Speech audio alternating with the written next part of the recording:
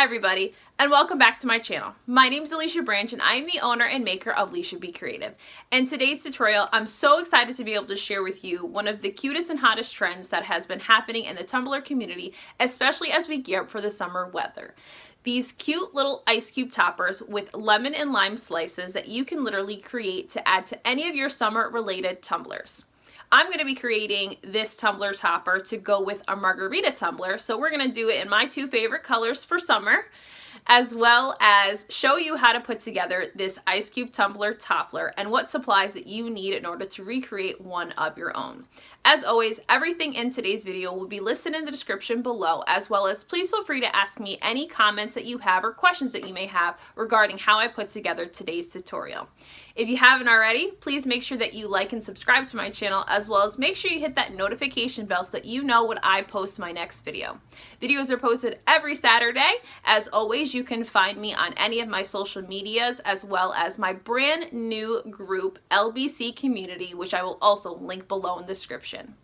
All right, guys, I feel like that's more than enough chit chat and gabbing for us today, so let's go ahead and hop right in.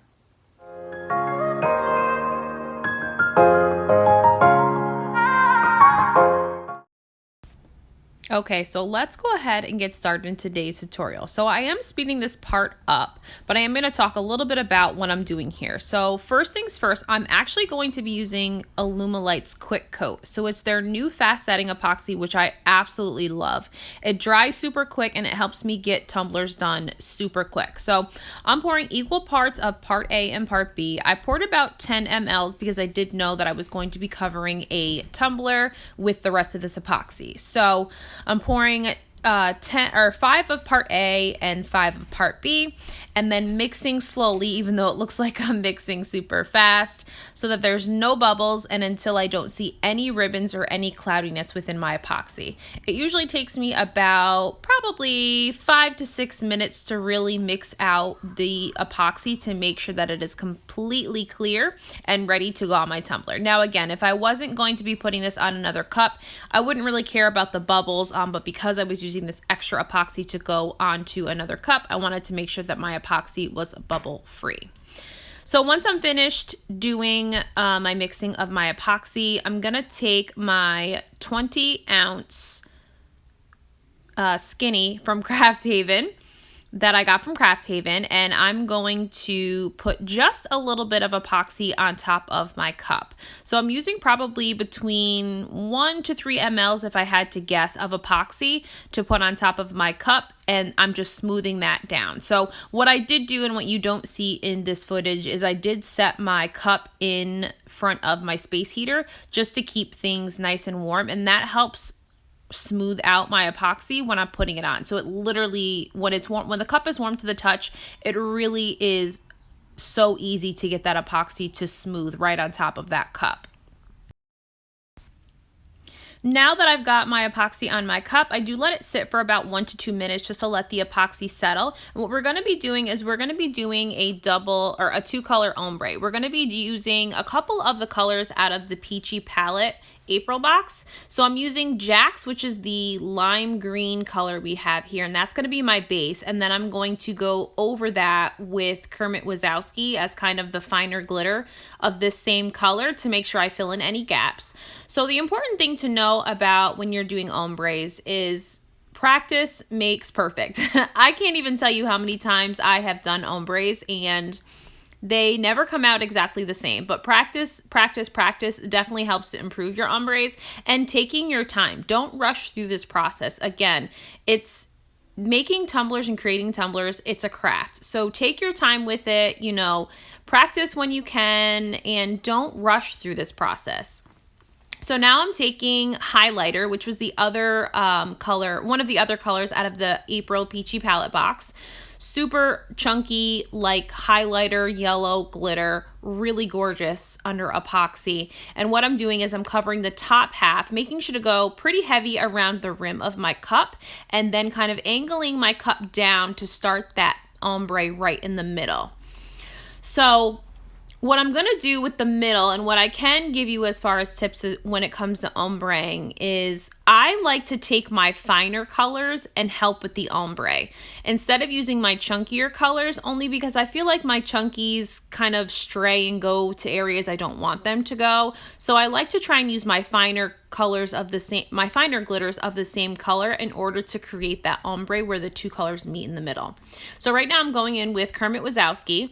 And I am, again, going over the jacks area to making sure that I'm filling in any of the white tumbler and making sure I can't see any of the spray paint under my glitter. So I'm making sure to get full coverage on the bottom before I start to angle my cup upward, probably at about a 45-degree angle, and just very gently sprinkling that Kermit Wazoski until I get what I would like to for my ombre. I don't ombre super far up or down. I kind of just make sure that the two colors in the middle blend well. So now that I have the Kermit Wazoski on, I'm going to go back in with lemon heads. These are all from Peachy Olive Glitters. So I'm going to go in with lemon heads and do the exact same thing, just at the opposite angle. So doing full coverage at the top, making sure to cover that highlighter with the lemon heads and making sure I'm getting full coverage up top, and then angling my cup downward to again create the ombre of those two colors in the middle. Once I feel like I'm satisfied as far as my ombre goes, you're going to see me go back in with Kermit Wazoski just because I felt like I wanted a little bit more green on my cup, if you will, and a little less yellow. Because I feel like green says more margarita than yellow. I don't know. That's just my opinion, I guess.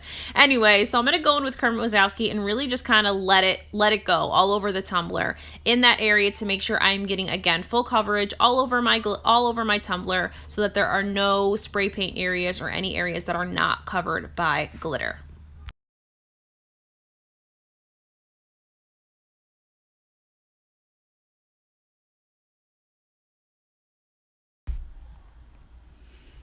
All right, so now that my ombre is just about done, I'm going to clean up my workspace. I really do wish that, glittering a cup or just working on a cup in general was just as quick as it is in this video.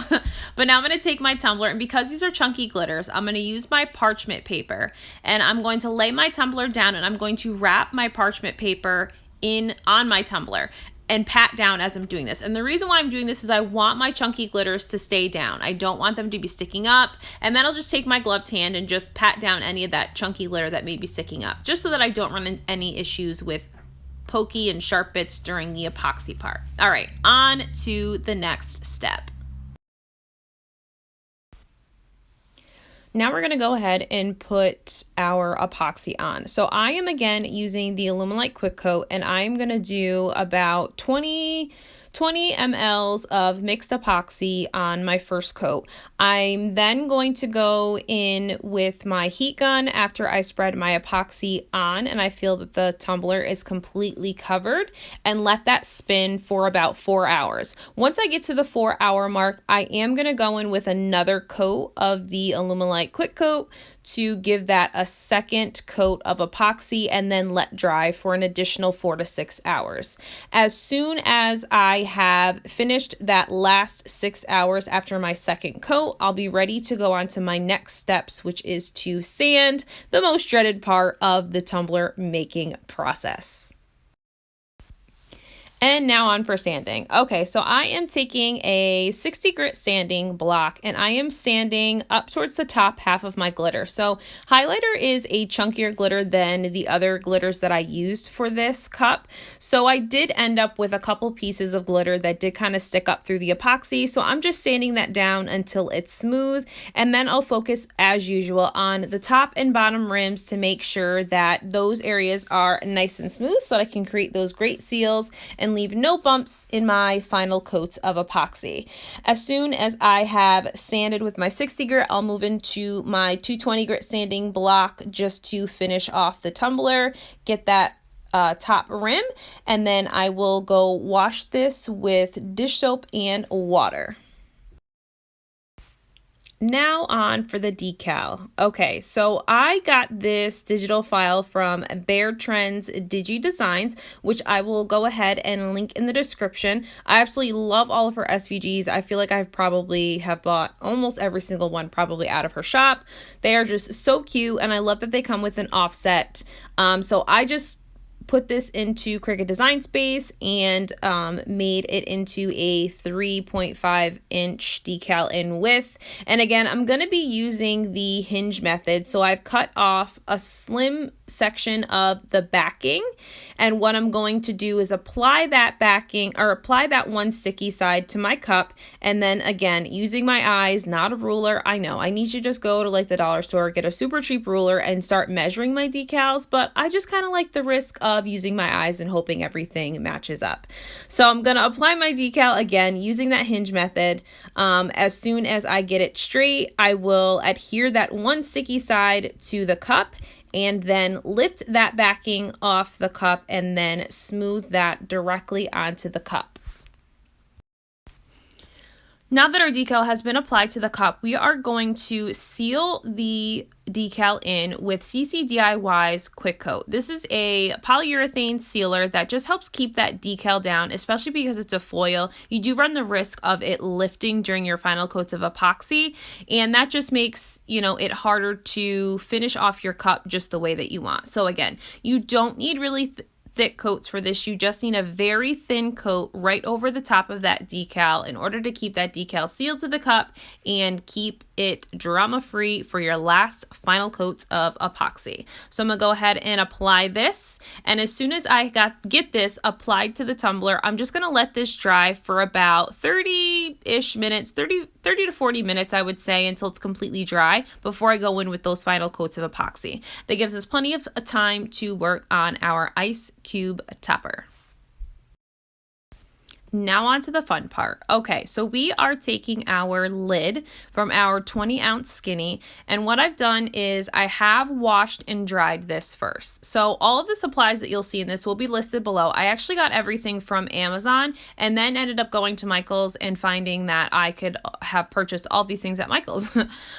So what I'm gonna do first is I'm just gonna start putting some of the fake cubes and crushed ice on the topper to the top, just to figure out kind of how I want things placed. Again, I want to be able to get that lime in there, and because we're using hot glue, I want to make sure that everything is secure to each other. So you can use E6000, you could use, liquid fusion, whatever, adhesive that you'd like to use. I'm not going to epoxy over this. I'm just going to leave it as is, only because hot glue, I feel like that's going to be pretty strong. I mean, we'll see in the coming weeks and months as I use this cup kind of how this works out.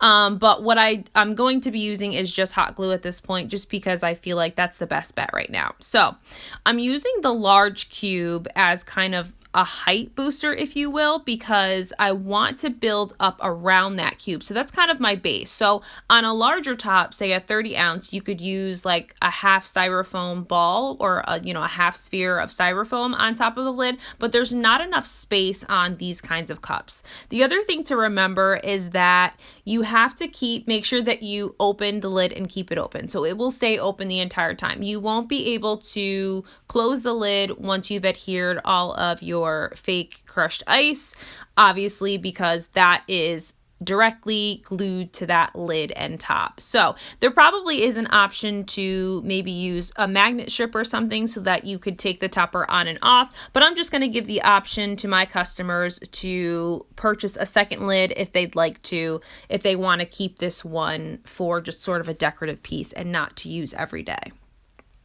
So as you can see, I'm just continuing to kind of build up. It's kind of like playing like Tetris or building with Legos. Like you're just trying to find the pieces that are going to fit and, and kind of go where they need to.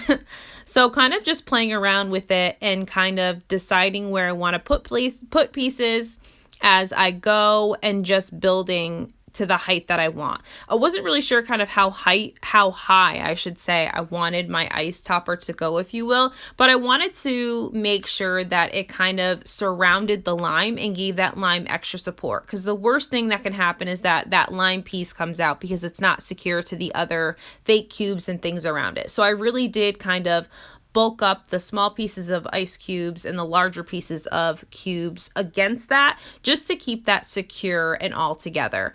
What I do love about using hot glue versus some other adhesives is that the way that it dries, it does give it kind of like a frosted look, if that makes sense. So kind of like cloudy. So kind of like if you're looking into a cup of ice and how the water underneath it kind of gives it that kind of frosty, cloudy look, which I do love that I feel like the hot glue does give it, which kind of gives that kind of added touch, if you will, and realness. All in all, I mean, I would say that this topper probably took me a good 20 minutes or so. And again, you guys are watching this kind of in a double speed than the time that it took me. Otherwise, this would be like a 4-hour video. But this probably took me about 20 minutes. And again, this was, you know, only one of like 2 or 3 that I've done. So like, again, it's that kind of Tetris Lego building thing, you know, not all the pieces fit exactly the same. So just finding those pieces that fit in those small spaces and then building up to the height that you want. And then obviously trying to get that final finished look that you need. Okay, so I'm going to speed through a little bit more of this clip. I'll probably cut a bit more of this out because it is pretty long. But obviously, if you have any questions about how to put this together, please feel free to just leave me a comment or reach out to me on social media, and I'd be more than happy to help anyone. I did, you know, do only a few of these, but really they are pretty simple to put together. It's just kind of maybe taking an example picture or an inspiration picture and kind of just going off of that as you're kind of building and playing around with these fake ice cubes and lime slices. So again, have questions, please feel free to leave them in the comments and I will make sure to get back to you. All right, let's get on to the final steps. So let's see that final cup.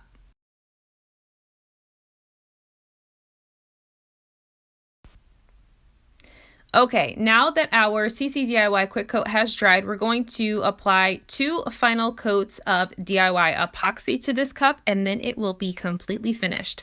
Let's go ahead and see the final results.